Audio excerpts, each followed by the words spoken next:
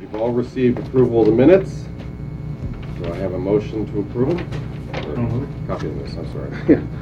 Don't mind me. You got a motion to approve, second? Second. Thank you, Peter. Any questions, discussion, additions, or deletions? All those in favor? Aye. Opposed? So moved. Chairman's report. Let me make a correction on my chairman's report from last time, and I apologize to the gentleman.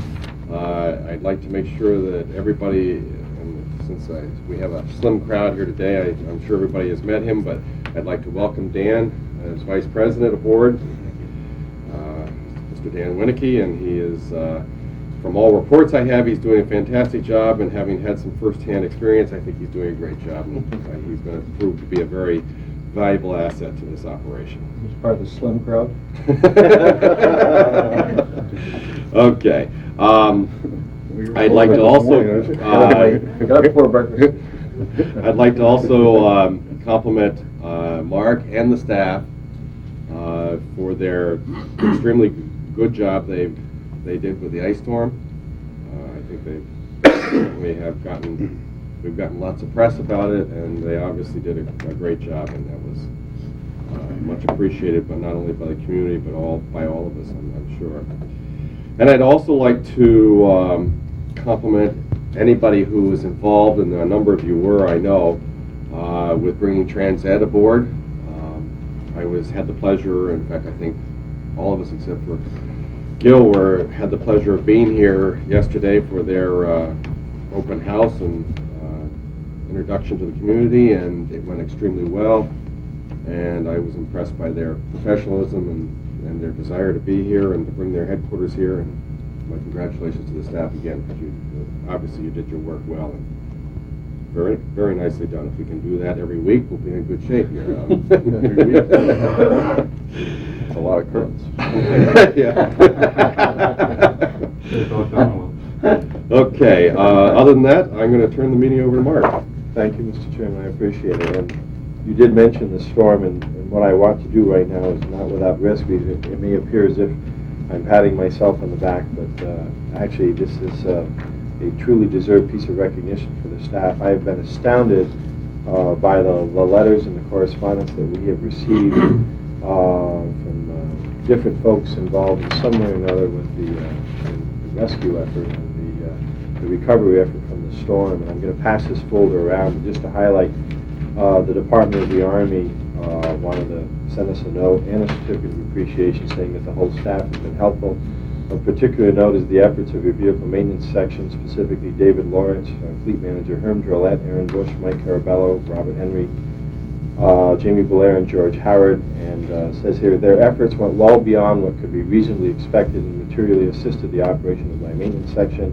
They will not soon be forgotten. And that's why I'm bringing these up, because every single one of these letters talks about staff. The Samuel F. Vilas home, am I saying that correctly? Vilas home. A request was made to PARC for help. Pat Folsom of your staff made all the arrangements for us to receive blankets, cots, and candles. She then asked Burn Security to deliver them to the Vilas home.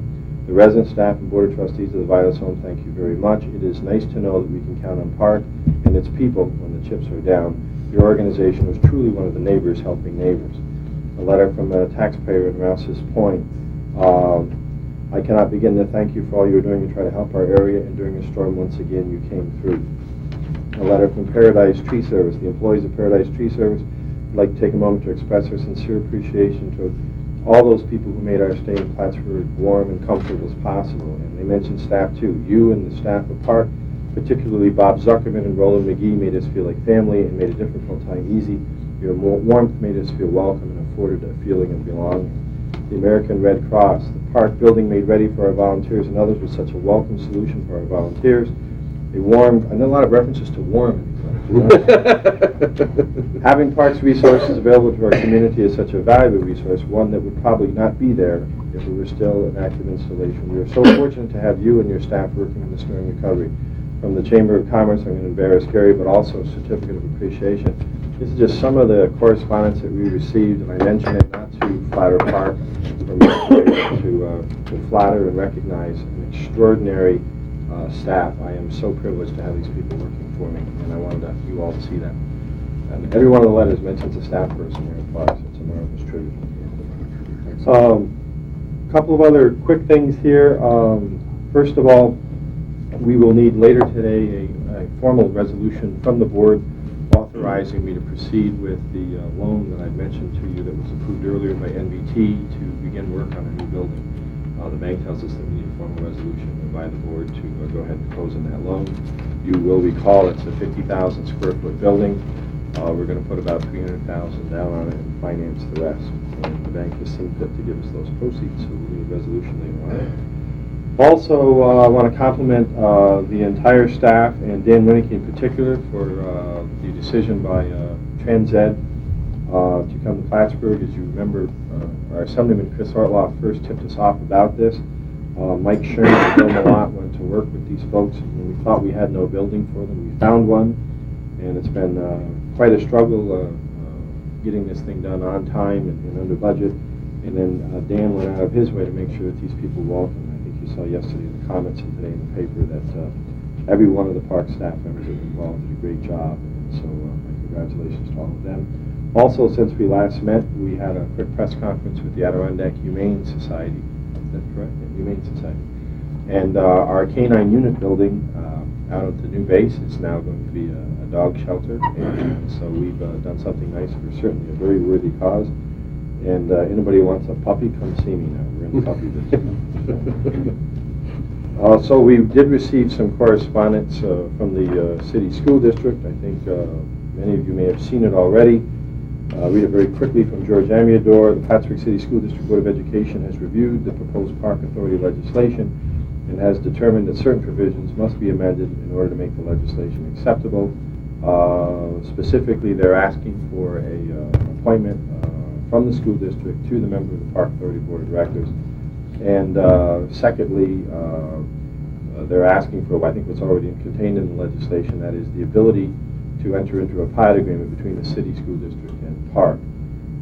They feel that these provisions are necessary in order to provide the district with meaningful input.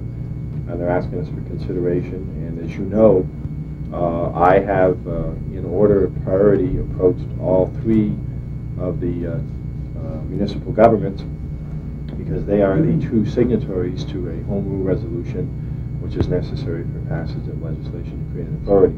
However, I have also approached both the city school district and the Peru school district. They are taxing jurisdictions who have geographic areas of the base.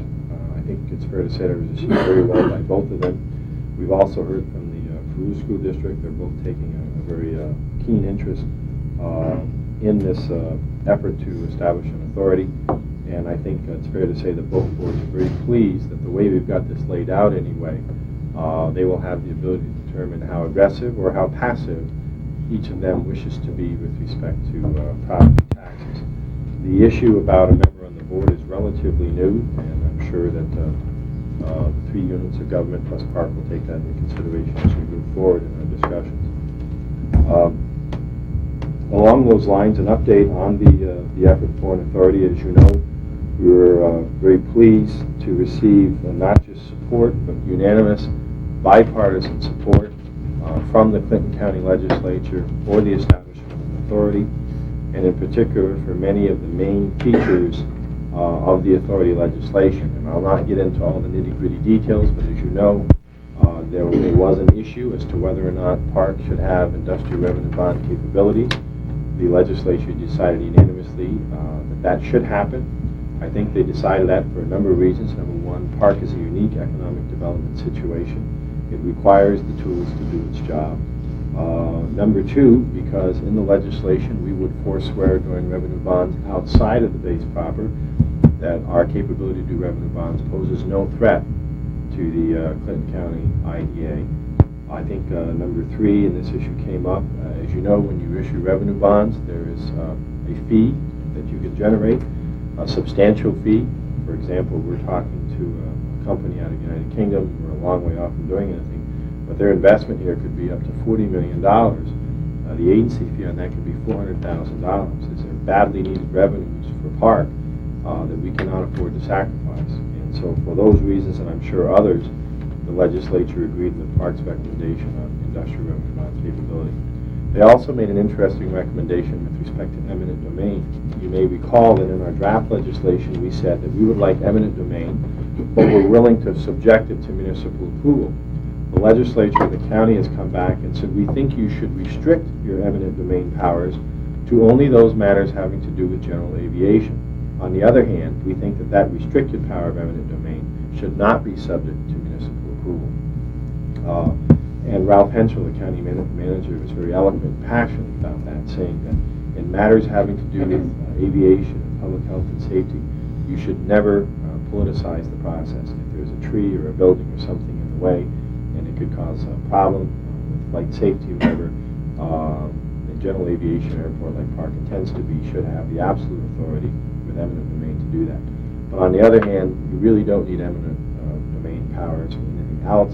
So the county has made that recommendation, and I think it's certainly worthy of consideration. It's one that I personally am amenable to. On some of the other issues, the advisory board, I think there's general support of the county, by the county legislature, of the advisory panel that we put in place.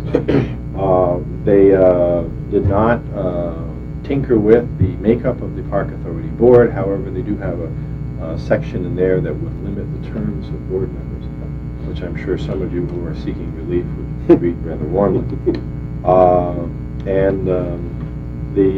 The other main provisions having to do with codes and zoning and so on and so forth, again, we're in pretty much agreement. So we're off to a good start. The balance of the report on the authority is very simple. We have received just recently, in the last business day or two, the written recommendations and concerns of the town of Plattsburgh. They did a very thorough job. I don't see any deal breakers in that list right now. And of course, some weeks ago, we received what we were told to be the first of two sets of comments from the city of Plattsburgh. They have yet to opine on the revenue bonding and on a couple of other issues, and we're still hoping to get the balance of those comments.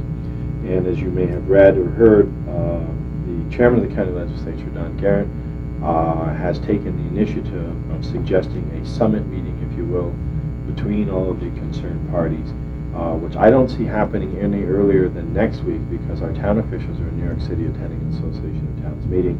So probably the week after, we would certainly make an opportunity to have a face-to-face meeting with the town before the summit, so we can clear up some of the easy items. And then hopefully there'll be time to do something similar with the city. And the summit will be reduced to handling only those issues which remain outstanding. For example, the advisory panel, eminent domain, I would imagine the industrial revenue bond capability, in terms of the board, those basic issues that there are still differences on. And I think too, and I'm surprised Kenny hasn't reminded me because he's been so good about it, Ken Mills and others have suggested that a public forum is about time for another one. Possibly after that summit meeting, we can have one more public forum with the board's blessing, where we can take the time and answer the questions from the public at large and make sure that they think we're still on the right track. And of course, the summit meeting will be public invited also, so I'll be back to you on a date for that unless you tell me otherwise.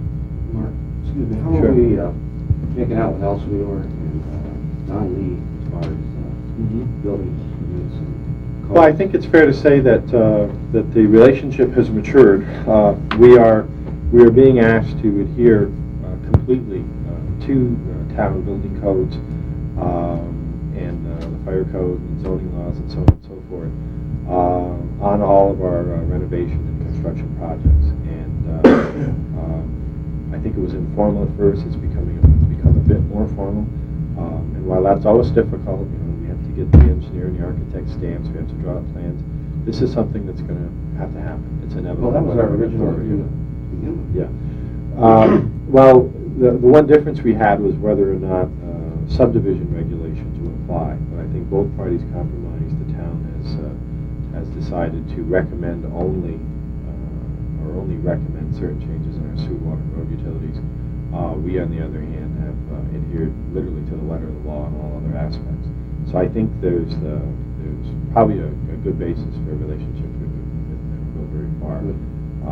It's not easy. This is a unique situation. We have buildings that are not up to code.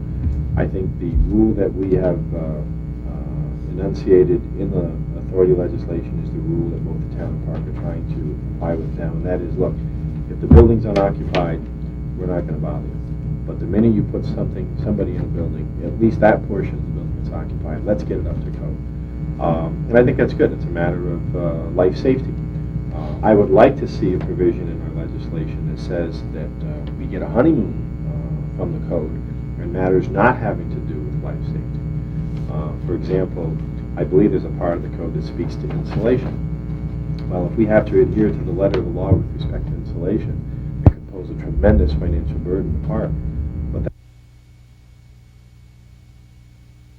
electrical service, that's a life safety issue. But insulation, that's something different. So we're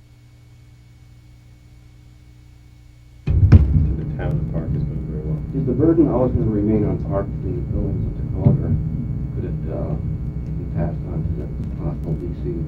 Oh, I think that the burden has not been exclusively PARC's from day one, at least since I've arrived. We have gone out of our way to get the tenant to absorb as much as possible the cost of improvements. Now, we are more successful in some cases than we are in others. Sometimes you can exact more rent. Other times you can get them to invest in part of it. That's a general rule, though. If you're a tenant, you don't really want to invest in a building that you don't own. You'll invest in those things that you require for your occupancy, but you will not invest for those things that PARC probably should be doing anyway. If the roof leaks, if it needs new windows, the tenant isn't likely to pay for that. On the other hand, if they want a crane for their operation, they are likely to pay for that. And that's what we've been doing, and I think if you examine the couple of dozen leases that we've done so far, you'll see a wide gamut of cooperation between PARC and the tenants. But it's certainly fair to say that wherever possible, we've asked the tenant to share the burden, and they've done so happily. Mark, has the test track got off the dime now because of that compromise with the town? Yes, I was going to bring that up later. I think we just went out with the bid package for the rail link. The test track is also going forward.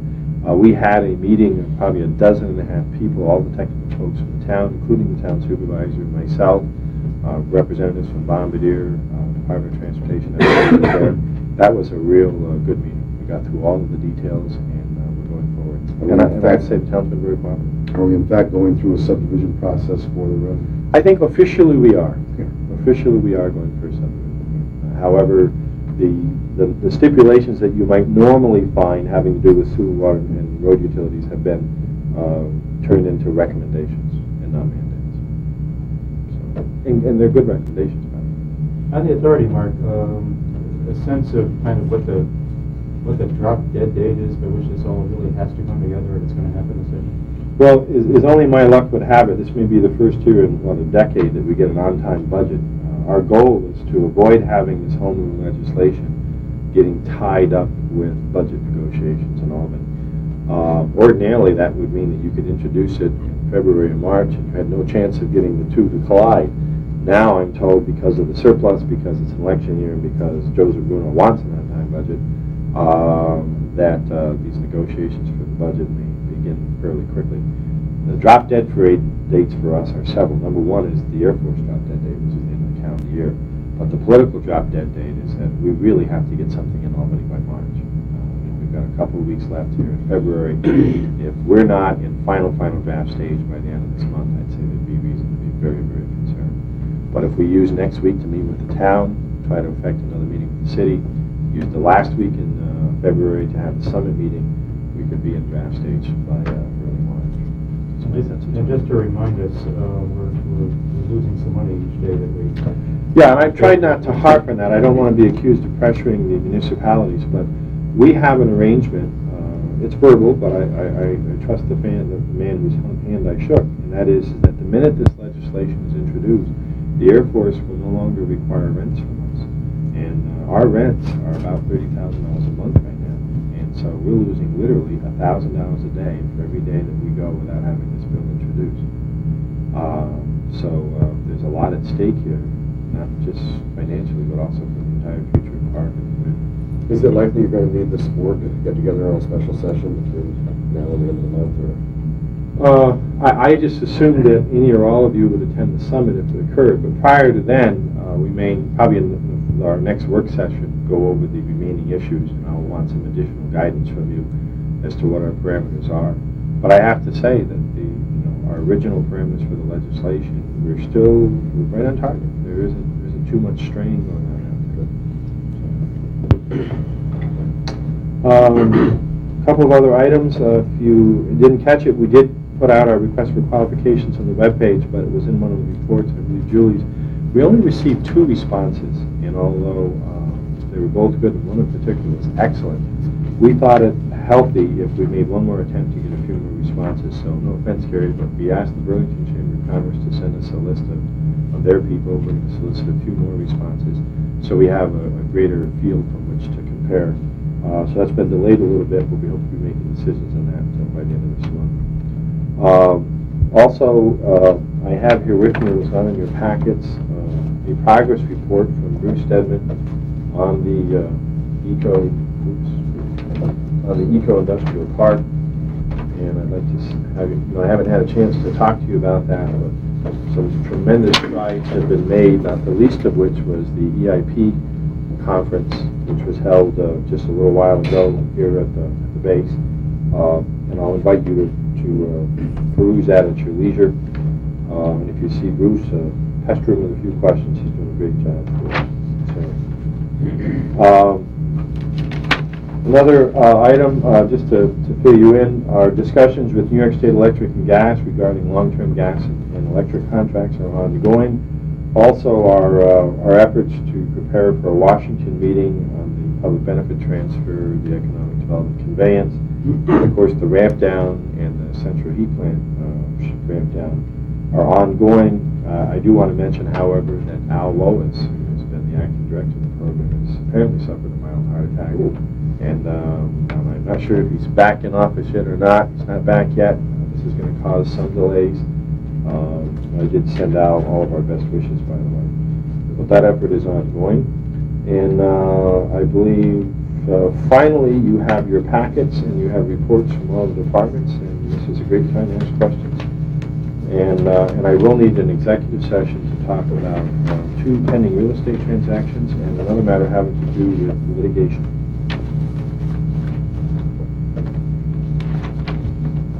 Does anybody have any questions of the reports?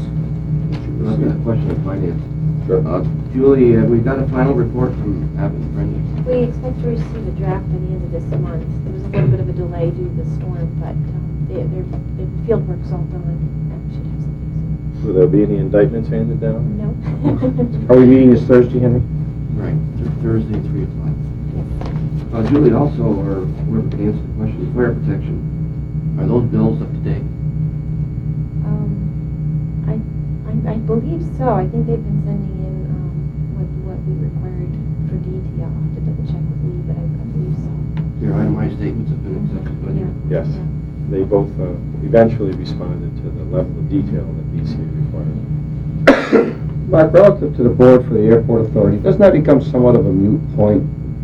Because the state legislature probably has a standard procedure whereby they establish that board. And, The makeup of the authority yeah, board? isn't that pretty much at their determination? And Well- isn't it probably a standard procedure of how they do that? I've been told by one of the senator's staffers, Peter Rappes, that is the one thing that they will look at, is who is on the board and how it's made up. And it seems likely, given the history of authorities, that both the Assembly and the Senate will want an appointee, along with the governor, of course, who already has. So if you're suggesting that after all 3 municipalities have responded and we have this grand summit, that our great work could be tinkered with when it gets to Albany, you're absolutely correct. And I think, if I may compliment all of you, I think you were wise in leaving the board makeup just the way it is, because I think to tinker with it at this point is probably premature. But hopefully they'll recognize at least a major piece of what we send down there, and they won't do too much to it. What is our plan for, as far as our cleanup from the storm? Our cleanup is, the critical elements have already been accomplished. Art Graves, who I don't think is with us today, he's taking a brief vacation for his son's wedding. The critical elements are already completed. Where we have a great deal of damage is trees down, particularly in the cemetery area. I'm told that one of the Department of Labor task forces will be out there, been out there already picking that up. The dozen or so poles that have been down have been either repaired or replaced.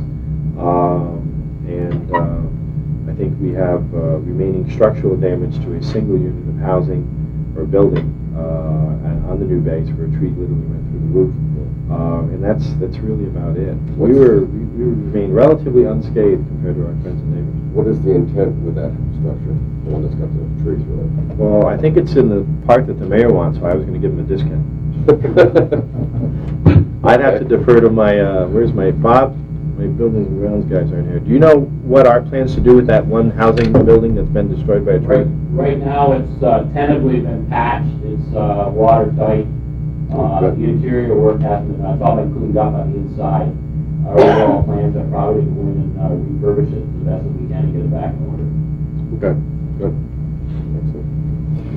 Any other questions pertaining to the reports or to Mark's report?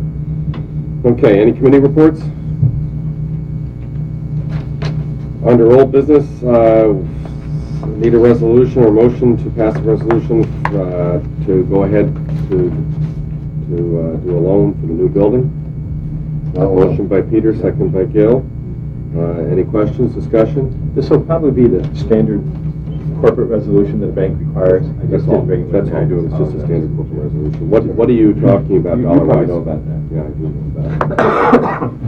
What are we talking about dollar-wise? $1.2 million. $1.2 million, okay. You're going to co-sign, by the way. Yeah. Term?